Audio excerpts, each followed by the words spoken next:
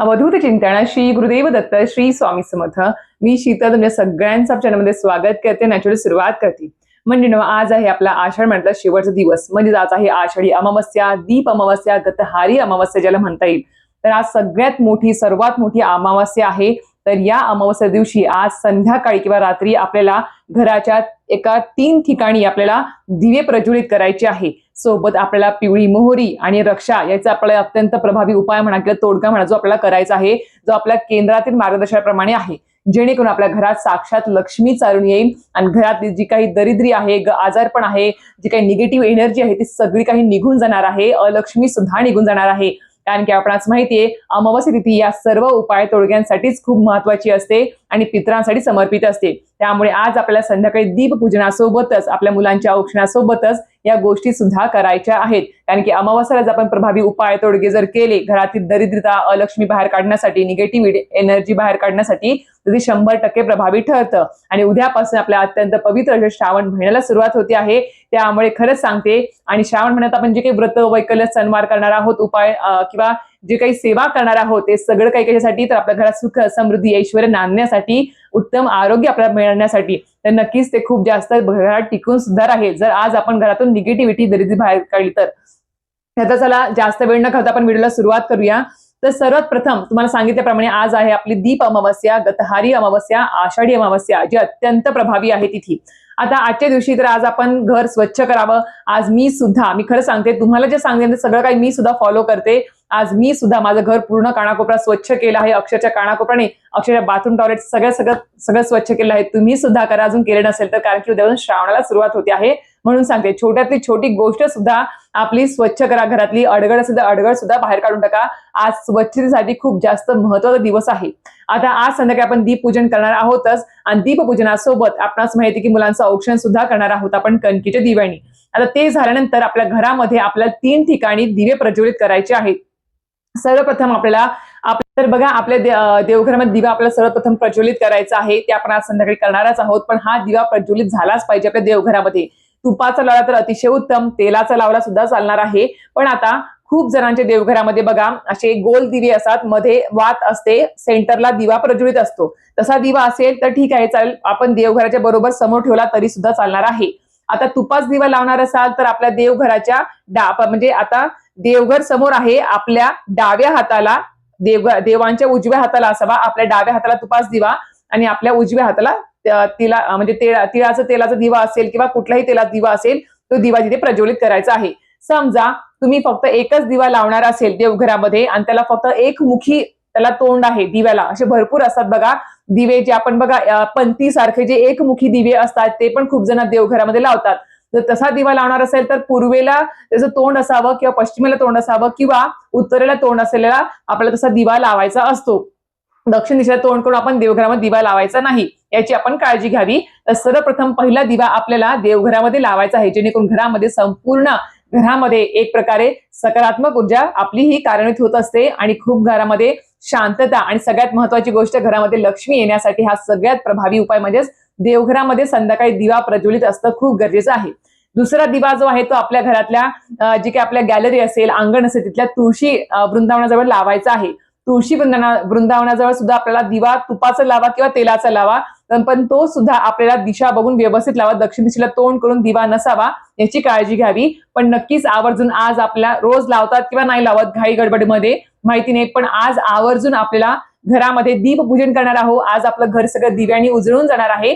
त्याच पद्धतीने तुळशी वृंदावनाजवळ सुद्धा आपला दिवा एक प्रज्वलित करायचा आहे. तिथे सुद्धा आपल्याला मनोभावे श्रद्धेने प्रार्थना करायची आहे, आणि त्याने सुद्धा आपल्या घरामध्ये लक्ष्मी येण्याचे मार्ग मोकळे होतात आणि सोबत घरामध्ये सकारात्मक ऊर्जा देखील आपली कार्यान्वित होत असते. हे झालं. आता सगळ्यात तिसरा दिवा जो आहे, तिसरा दिवा आपल्याला आपल्या प्रवेशद्वाराच्या बाहेर लावायचा आहे, उजव्या बाजूला. आता बघा, समजा आता माझं प्रवेशद्वार जे आहे ते प्रवेशद्वाराच्या बाहेर एकतर उत्तर दिशा येते, एकतर दक्षिण दिशा येते, असा माझा प्रवेशद्वार आहे. असे ज्यांचे प्रवेशद्वार असतील की प्रवेशद्वार उघडला की एका साईडला दक्षिण दिशा आहे आणि एका साईडला उत्तर दिशा आहे, तर एक समजायचं की आपल्याला जो दिवा लावायचा आहे तिसरा दिवा, तो आपल्याला उत्तर दिशेला लावायचा आहे. म्हणजे आपल्या उत्तरेला लावायचा आहे, दक्षिण दिशेला नाही. दक्षिण दिशेला आपल्याला पितरांसाठी एकमुखी किंवा चौमुखी दिवा लावायचा आहे. तो दक्षिण दिशेला तोंड करूनच आपल्याला लावायचा आहे. कणकेचा लावा किंवा मातीच्या पंतीचा लावा किंवा साधी आपली एखादी पंथी असेल जी आपण वापरत नाही देवपूजेला वगैरे, ती सुद्धा जरी घेतली तरी सुद्धा चालणार आहे. तो दक्षिणेलाच असावा, तो पितरांसाठी असणार आहे आजचा. तो पण खूप महत्वाचा आहे. कालच्या व्हिडिओ सांगितलं आहे त्याची संपूर्ण प्रक्रिया काय आहे, कशा प्रकारे तो लावायचा आहे, प्रार्थना काय करायची आहे, कालचे व्हिडिओ सांगितले, जाऊन चेकआउट करू शकता.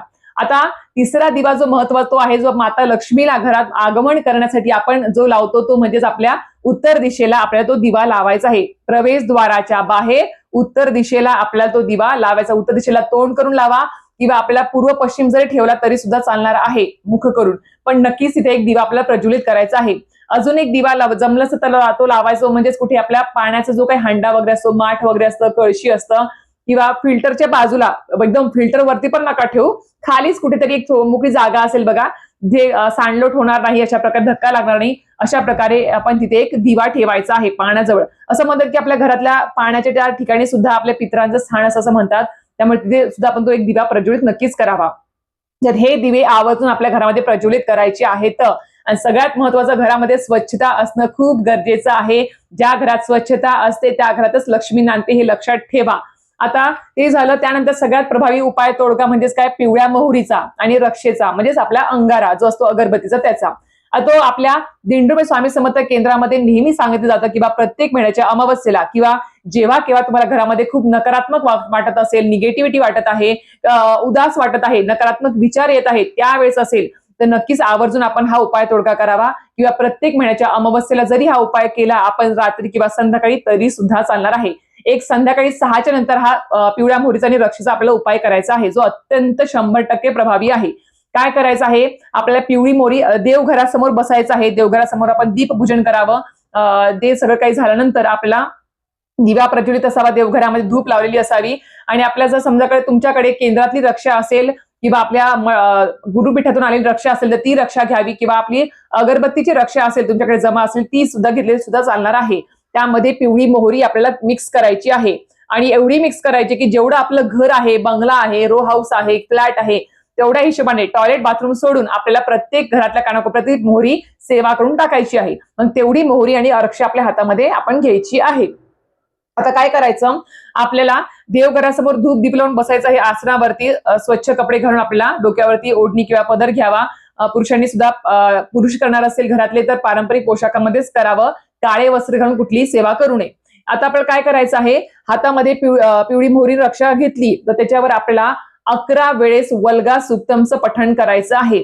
वल्गा सुक्तम आपल्याला नित्यसेवेच्या पोथीमध्ये भेटून जाईल. मागच्या साईडला आहे बघा, तुम्ही ज्यांच्याकडे आहे त्यांनी, ज्यांच्याकडे नाही आहे त्यांनी युट्यूबला किंवा त्यांनी गुगलला सर्च करा, तुम्हाला भेटून जाईल. ते बघून जरी वाचलं मोबाईलमध्ये बघून तरी सुद्धा चालणार आहे. पण मूठ बंद असावी, उजव्या हातात ती घ्यायची आहे आपल्याला.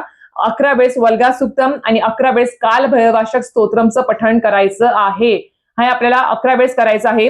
आता काल भैरवाष्टक स्तोत्रम सुद्धा 11 वेळेस पठण केल्यानंतर, दोन्ही सेवा झाल्यानंतर आपल्याला ती जी रक्षा आहे ती रक्षा आपल्या घरातल्या स्वयंपाकघर असेल, ड्राय बाल्कनी असेल, गॅलरी असेल किंवा हॉल आहे, बेडरूम आहे, जेवढे बेडरूम वगैरे असेल तेवढं त्या सगळ्यांच्या काना कोपऱ्यात टाकायचे आहे. सेंटरला नाही, पूर्ण कोपऱ्यामध्ये टाकायचे आहे, टॉयलेट बाथरूम सोडून.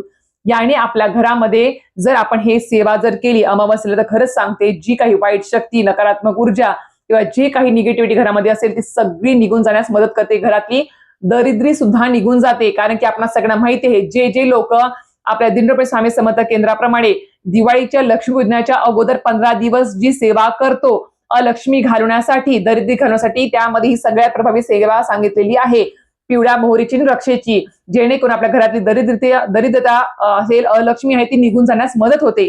आणि श्रावण महिन्यापासून, उद्यापासून आपण ज्या काही लक्ष्मी प्राप्तीच्या असेल किंवा जे काही घरात सुख समृद्धी नांदावी यासाठी ज्या काही सेवा करणार आहोत त्या सगळ्या सेवा आपल्या फलदायी ठरतात आणि घरामध्ये लक्ष्मी, सुख, समृद्धी, ऐश्वर्य, भरभरून उत्तम आरोग्य देखील नांदत असतं.